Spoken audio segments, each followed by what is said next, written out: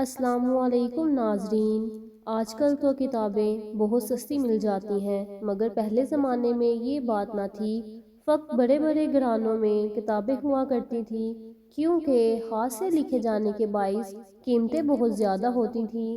ایک بادشاہ کے پاس چند کتابیں پڑی تھیں، جن میں لکھائی کے علاوہ جگہ جگہ خوبصورتی کے لیے تصویریں بھی بنی ہوئی تھیں۔ ایک دن ملکہ کتابیں دیکھ رہی تھی اور اس کے چاروں چھوٹے بیٹے بھی بیٹھے تھے۔ انہوں نے کہا، امی جان، یہ کتابیں ہمیں بھی دکھاؤ۔ ماں نے کتابیں دکھائیں تو تین بیٹے صرف تصویروں کو دیکھ کر خوشی کے ساتھ ورق پلٹتے رہے، مگر چھوٹے لڑکے نے کہا، ان پر لکھا کیا ہے؟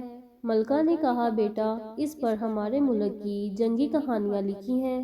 چھوٹے بیٹے نے کہا، میں انہیں کیوں نہیں پڑھ سکتا؟ ملکہ نے فرمایا، بیٹا، لکھی ہوئی چیزیں صرف علم والے ہی پڑھ سکتے ہیں، اور علم محنت سے آتا ہے۔ لڑکے نے جواب دیا، تو میں بھی ضرور پڑھوں گا۔